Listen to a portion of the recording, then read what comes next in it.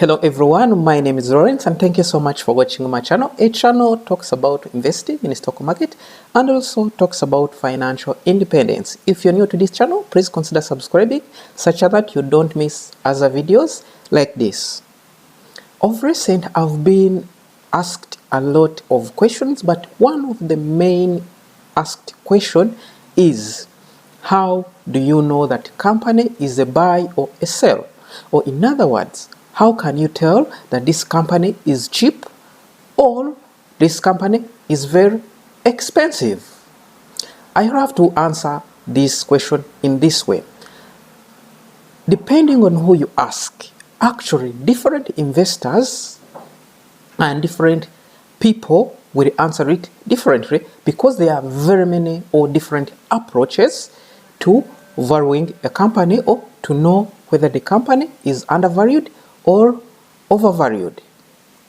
So personally, I have 5 different benchmarks that I use when I want to buy or I want to sell, because these indicators tell me whether the company is overvalued or undervalued. So let us start direct with number 1.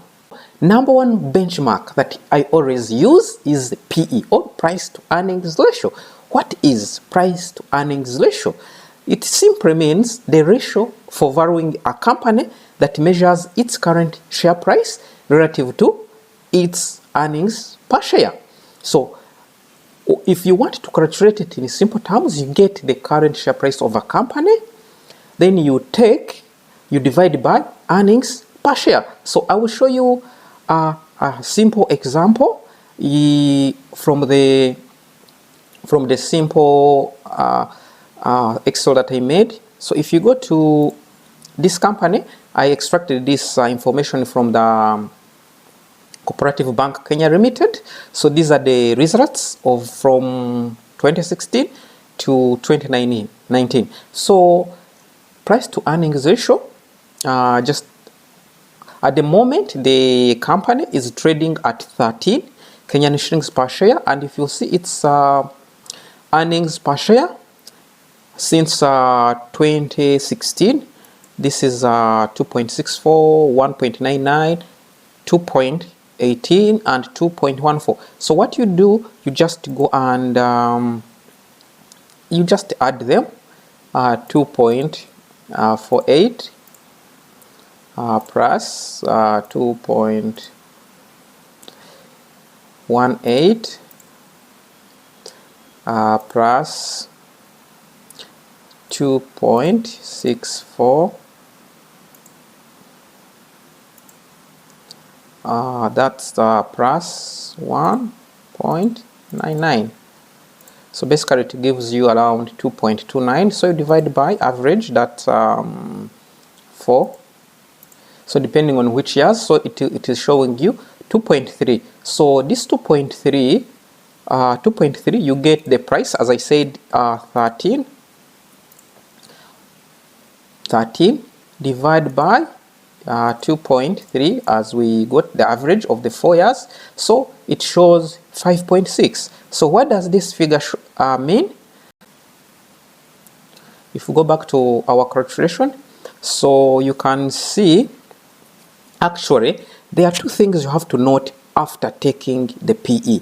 There are 2. One is you have to compare it with the industry or in sector in which that company you're taking the PE is. For example, we have taken the calculation for Cooperative Bank, so that is in the bank. So you have to take the average of the bankings to know where it is in relative to other companies. So 5.6, as we saw, it is low actually, because I was checking the average PE for the banking sector, it was above 8. So this means it is low PE. So there are things you also have to note about price to earnings ratio before you apply it. Number 1 is, actually most of the time a PE that is below 10, most of the time it is always good, but it simply means actually it may take 10 years to recoup your investment within 10 years or specified amount of PE. So there are also other things you have to note.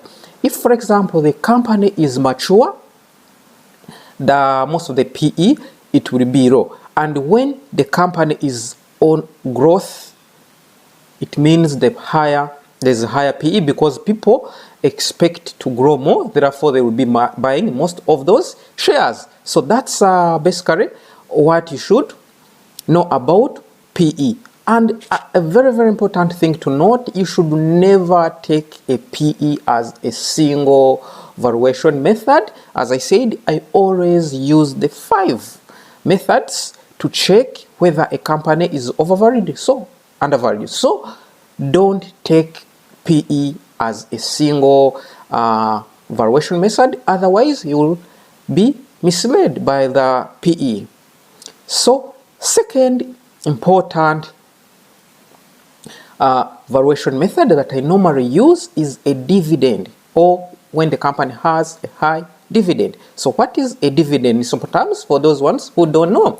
A dividend simply refers to a reward or payment that the company gives to its shareholders. Mainly this actually happens when after the annual statements or biannual or quarterly, depending on which company, but mainly in Kenya and Uganda, it's always twice in a year or once in a year. And some companies don't give dividends. So personally, as a dividend investor, as I told you, if you have been following me, I don't invest in companies that don't give dividends. My reason is very simple. If you're a small investor, you need to get those kind of dividends that the company is paying, so that you can also put them in, you can reinvest them so that you can compound your dividends. So basically that's very, very important. So if you're checking the company, you need to get a company that has been paying dividends for at least last 4 years or 5 years. So if you check our example of the one that I chose, you can see from 2016 until 2019, it has been paying 0.80, 0.80, and 1. So if you want to know that the company is paying a good dividend, in East Africa, basically any company that is paying over 7 is good, because you have to compare with the inflation. The inflation rate in East Africa is mainly between 5 to 7. So how do you know that the dividend is of 7? Basically, you have to consider the dividend yield. So if you want the dividend yield, actually now it's paying 1, and we know that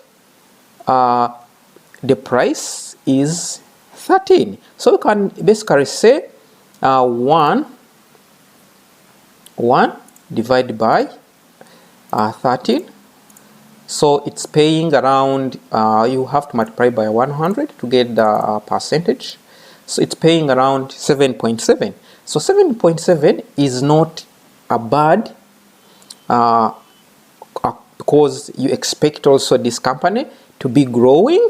So basically, yearly, if it is paying 1, you expect it to be growing by maybe another 3%. So it gives you around 10%, which is not a bad thing, because I believe in this company. If the company is increasing the dividend over the years, your dividend will grow over time. So that's another measurement that I normally use to do my calculation when I want to buy a company. So as I said, also the dividends, you also have to check from which is it dividend being paid from the loan, is it the company has made profits, and what kind of percentage of the earnings per share is the company paying the dividends, because there are some companies that it's called dividend trap. You find the company is borrowing to pay the investors. That means it is deceiving its investors. It is not making money, but is paying dividends. So that one you also have to note where the dividend is coming from. If it is not coming from the profits that the company has made, you have to be careful. Another thing to take about dividends is the dividend, the percentage of the profits that the company is paying. As we said, you saw the average earnings per share of this cooperative bank what we are dealing with is 2.3. So 2.3 and they paid 1. So that is about 46%, which is very good because the rest of the earnings per share, it is left for development. So that is another point you have to note about dividend. Number 3 point is cash flow. So what is a cash flow?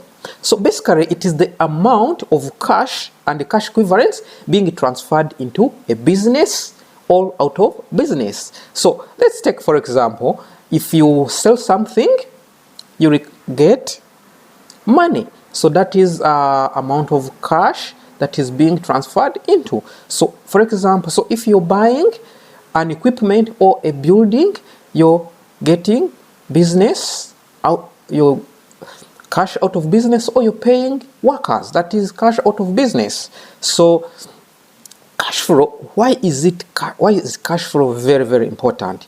If you check and you find a company does not have cash, it means it will bond to borrowing from the banks or from the lenders, and most of the profits that it makes, it will be paying as an interest. Another thing about cash flow is when you have money, when you have cash, you can take opportunities of the investing, paying debts, and also paying the dividends. So if you have been following, for example, KCB Bank in Kenya that I own, took an advantage and bought 2 banks in Rwanda, Kigali, that are based in Kigali, because they had money. So it's always very important. You can actually tell if the company does not have money, for example, in cash and cash equivalents, and also in its debts. So if the company has more debts, obviously most of its cash flow will always be going for payment of debts. So you have always also to check the cash flow of company. Number 4 point is strong business position. So what do I mean by strong business position? There are like 2 to 3 things that you have to note whether a company is strong or not strong. For example, the company I was comparing with is Cooperative Bank. It is the 4th largest bank in Kenya. So that is out of more than 15 banks. So you can see it's one of the top banks. It has a competitive advantage. Another advantage of Cooperative Bank that I've been showing is owned by cooperative. Most of the cooperatives in Kenya, it serves the common person. So every day the bank grows because people are also growing, they are doing business. So that's another, you can say it has that competitive advantage. Another point that you have to note whether a company is strong or not is its profitability. So how can you know the bank or the business is profitable? By also checking its business. So if we go to our example that we are using, first of all, you have to note its earnings per share. Its earnings per share has been, yes, it's been, you can say constant, but it has been making profits. So you can also check from its earnings per share. Where else can you know that it is making profits? From here, from profit, or you can see from 12 billion to 11 billion, 12 billion, 14 billion. So you can see the trend has been going up. So it means it is profitable.